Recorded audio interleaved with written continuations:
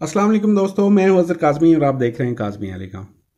दोस्तों, अपनी previous video में मैंने शेयर किया था कि ALI 3510C और D में जो हैंगअप का प्रॉब्लम आता है या वीडियो नहीं आती, ऑडियो नहीं आती, ऑन पे रुक जाता है, रेड लाइट पे रहता है, तो उसका क्या सलूशन है। ठीक है, तो इस वीडियो में मज़ीद मैं उसको कंटिन्यू करूँगा। इस बोर्ड में बाकी जो फॉल्ट आते हैं, क्योंकि काफ़ी सारे दोस्त मुझसे पूछते रहते हैं, तो एक ही वीडियो में सबको रिप्लाई हो जाएगा। और आप दोस्त ये ट्राई करके भी देखिएगा तो इंशाल्लाह आपके जो इस बोर्ड के प्रॉब्लम हैं वो सॉल्व हो जाएंगे। तो ये ALI 3510C वाला बोर्ड है और इसमें मोस्टली जो कॉमन फॉल्ट्स हैं उनमें से पिछले छोड़ के आज मैं नए आपको बता देता हूँ। ऑलरेडी मैंने इसकी एक वीडियो शेयर की हुई है कि आपने इसके वोल्टेज कैसे चेक करने हैं।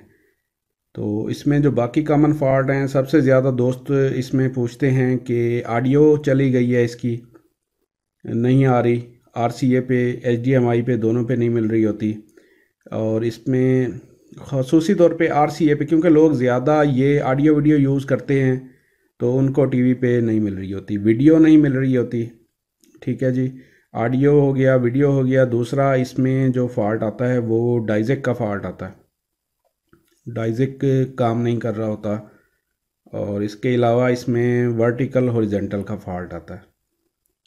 तो अब ये फॉल्ट आते हैं तो इसका सॉल्यूशन क्या है। ठीक है जी, सबसे पहले मैं बात करूँगा वीडियो की।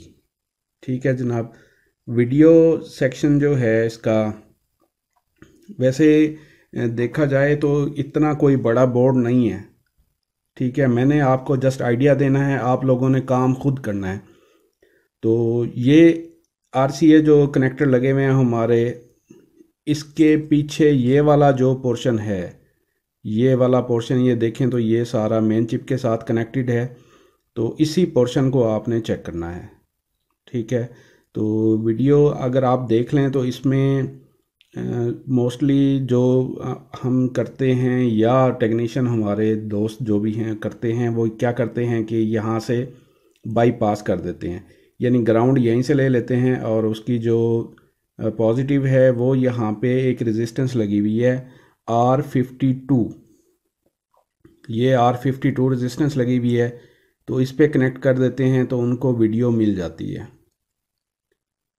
ठीक है, लेकिन असूलन तो ये है कि आपको ये सेक्शन जो है वो फॉल्ट ट्रबल शूट करना चाहिए, इसका फॉल्ट ढूंढ के उसको निकालना चाहिए। तो बहरहाल वो, क्योंकि ना ही इतना कॉस्टली बोर्ड है और ना ही कोई शायद मजदूरी कोई इसकी ज़्यादा देता होगा, तो वो शॉर्टकट मार के तो इसकी R52 से वीडियो निकाल लेते हैं।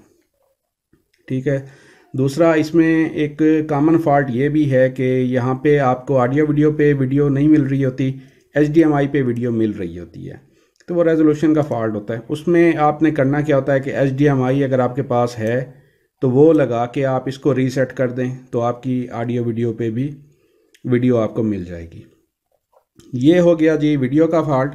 दूसरा जो इसमें फॉल्ट है ऑडियो का, ठीक है, ये इसकी ऑडियो के कनेक्टर हैं। तो इसमें सबसे पहले देखें तो यहाँ पे एक छोटी सी रेजिस्टेंस लगी हुई है, ये देखें मैं आपको दिखाता हूँ, ये छोटी सी रेजिस्टेंस है। और ये जो रेजिस्टेंस है ये 10K की है, 10K की रेजिस्टेंस है, तो ये अक्सर फॉल्टी हो जाती है। ठीक है, समटाइम इसके साथ अंदर वाली साइड पे, मेन चिप वाली साइड पे लगाने से भी वो ऑडियो वाला मसला हल हो जाता है। अगर यहाँ से ना भी हो रहा हो तो यहाँ पे C76 एक कैपेसिटर लगा हुआ है, ये वाला बिल्कुल जहाँ पे हमने वीडियो ली थी वहीं एक C76 कैपेसिटर लगा हुआ है, यहाँ से भी ऑडियो जो है वो मिल जाती है। तो मोस्टली जो बाईपासिंग का तरीका है शॉर्टकट वाला वो यही है कि एक कैपेसिटर पे आप लगा दें तो आपको ऑडियो मिल जाती है। लेकिन बेहतर यही है कि आपके पास कोई इस किस्म का वर्किंग बोर्ड पड़ा हुआ है तो आप वो वर्किंग बोर्ड यूज़ करें, डिजिटल मीटर लें और डिजिटल मीटर लेने के बाद आप उसको जितनी भी इस सेक्शन में रेजिस्टेंस लगी हुई हैं या कैपेसिटेंस लगे हुए हैं, पहले तो उनको चेक करें कोई शॉर्टेज नहीं है, रेजिस्टेंस अक्सर डी वैल्यू हो जाती हैं, उनको चेक करें। आपके पास जो वर्किंग बोर्ड है उस पे लगा के आप अपना डिजिटल मीटर वेरीफाई कर लें कि ये रेजिस्टेंस किस वैल्यू की है या और जो लगी हुई हैं वो किस वैल्यू की हैं। तो आप उस रेजिस्टेंस को, अगर वो आपको डिवैल्यू मिलती है, लीकेज मिलती है उसमें, तो आप उसको निकाल दें। उसकी जगह आप बड़ी रेजिस्टेंस लगा दें जो क्वार्टर वाट में आती है। अगर आपके पास एसएमडी नहीं है तो क्वार्टर वाट वाली रेजिस्टेंस आप वहाँ पे लगा सकते हैं। आपका मसला थ्रू प्रॉपर चैनल हल हो जाएगा, वो आपको बाईपासिंग नहीं करनी पड़ेगी। ठीक हो गया जी। अब चलते हैं इससे नेक्स्ट। इस पे कुछ ये जो ट्रांजिस्टर एफईटीज़ लगी हुई हैं इन पे भी कुछ टेस्ट पॉइंट होते हैं। तो बहरहाल ये मैंने आइडिया देना आपको, आपने वर्किंग बोर्ड उठा के इस सेक्शन को मुकम्मल तौर पे ट्रेस आउट कर लेना। ट्रेस आउट करके आपने लिख लेना एक दफ़ा, तो इंशाल्लाह आपको फिर सारी ज़िंदगी वो काम आता रहेगा। दूसरा जो ज़्यादा फॉल्ट आता है वो आता है डाइजिक का। ठीक है, डाइजिक में मुख्तलिफ़ कंडीशन होती हैं। ये नहीं है कि जो चीज़ मैं आपको बताऊंगा तो वही आप करेंगे तो हो जाएगा। मैं आपको सारी कंडीशंस बता देता हूँ, आइडिया दे देता हूँ, फॉल्ट ट्रेस करना आपका काम है। ठीक है जनाब। ये इसमें देखें तो यहाँ पे ये दो रेजिस्टेंस लगी हुई हैं, R1 और R66, ये वाली। ठीक है, ये R1 10K की है, R66 जो है 4.7K की है। ये भी फॉल्टी होती हैं डाइजिक की कंडीशन में। यहाँ पे एक TQ4 लगा हुआ है, ठीक है, ट्रांजिस्टर है, ये भी फॉल्टी होता है। इसके साथ एक रेजिस्टेंस लगी हुई है, ये भी 4.7 की है। ये R79 आई थिंक 4.7 की ही है, ये भी फॉल्टी होती है। ठीक हो गया। और ये जो दो ट्रांजिस्टर लगे हुए हैं ये वाले, ये भी फॉल्टी होते हैं। और इनके साथ जो रेजिस्टेंस लगी हुई हैं सम टाइम इनका भी मसला होता है, लेकिन मोस्टली जो फॉल्ट निकलता है वो इस रेजिस्टेंस से निकल जाता है, या फिर ये ट्रांजिस्टर और रेजिस्टेंस, ये TQ4 और ये R79, इनसे निकल जाता है। तो सम टाइम ऐसा भी हुआ है कि पावर सप्लाई, अगर ये हमें सारी चीज़ें ठीक मिल रही हैं, पावर सप्लाई हमने चेंज किया तो उससे भी हमारा डाइजिक का फॉल्ट निकल गया। ये बड़ी अजीब बात है लेकिन ऐसा हुआ है। ठीक है, उसके बाद जो आखिरी फॉल्ट हमने डिस्कस किया था इसके वर्टिकल हॉरिजेंटल वाला। तो वर्टिकल हॉरिजेंटल में ये तकरीबन अक्सर बोर्डों में यही लगा होता है 85-50 वाला ट्रांजिस्टर। तो इसको हम चेंज कर देते हैं, इसमें प्रॉब्लम होता है। सम टाइम ये सही भी शो हो रहा होता है, मीटर से हमें शो हो रहा होता है कि बिल्कुल ठीक है, लेकिन फॉल्ट इसी में होता है। तो इसने स्विचिंग करवानी होती है हॉरिजॉन्टल वर्टिकल की, तो इसको चेंज कर देते हैं। और सम टाइम यहाँ पे भी सप्लाई का इशू निकलता है, तो सप्लाई को भी चेक कर लेना चाहिए उसका भी। और दूसरा मैंने पहले भी बताया था कि सबसे पहले अगर आपका ये ट्यूनर का फॉल्ट आता है, यानी ट्यूनर सेक्शन में, ट्यूनर का नहीं, इसका नहीं, इसका फॉल्ट आएगा तो फिर ये तो सिग्नल ही नहीं उठाएगा। अगर वो यानी वर्टिकल या हॉरिजॉन्टल किसी एक के सिग्नल उठा रहा है तो दूसरे नहीं उठा रहा, तो आपने सबसे पहले यहाँ पे चेक करना है मीटर के साथ। एक प्रॉब आप ग्राउंड कर दें, दूसरी प्रॉब आप यहाँ पे ब्रेक कोई चीज़ डाल दें या प्रॉब यहाँ पे कनेक्ट कर दें, तो वहाँ से आप अपने हॉरिजॉन्टल और वर्टिकल चैनल चेंज करें। ये ऑलरेडी मैं एक वीडियो में आई थिंक शेयर कर चुका हूँ डिटेल के साथ, तो आप लोग वो देखेंगे तो आपको समझ आ जाएगी कि हमें पता चल जाएगा। हॉरिजॉन्टल के लिए हमारे जो वोल्टेज होते हैं वो 18+ होते हैं और वर्टिकल के लिए हमारे 13+ होते हैं।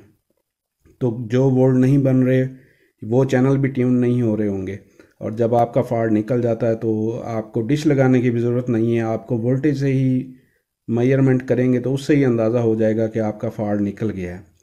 और ये डायोड जो लगे हुए हैं ये भी कभी कभार ख़राब हो जाते हैं, ये भी सम टाइम होता है। ऐसे ही है कि ये सारी चीज़ें सही शो करवा रही होती हैं, डायोड भी सही बता रहा होता है कि ये ठीक है, लेकिन वो ख़राब हो जाते हैं। तो ये हो गया। दूसरा, इसकी जो मेन चिप है ये फ्लैश ऐसी वाली चिप है, ये भी सम टाइम जो है इसकी भी कंप्लेंट है, जब वो ऑन पे हैंग पे रुकता है तो इस सबसे पहले इसको करना चाहिए। दूसरा, इसमें एक और चीज़ आपको बताऊं, हम अक्सर में लापरवाही करते हैं, तो जल्दी जल्दी में ना हम इसको, अगर हमें हीट देनी होती है या सोल्डरिंग आयरन यूज़ करना होता है तो ये जो ग्रिपें होती हैं इनको हम ख़राब कर बैठते हैं, यानी हीट से ये मेल्ट हो जाती हैं। तो अगर आपने तसल्ली से काम करना हो तो फिर ये वाली जो ग्रिपें हैं, क्योंकि ये इसके अंदर जो पिनें होती हैं ये पहले सोल्ड की जाती हैं, बाद में ये इंसर्ट की जाती हैं। तो इसको जो आप अगर निकालना चाहें तो ये निकल आती हैं। इसको आप आराम से निकाल देंगे तो ये निकल आएंगी।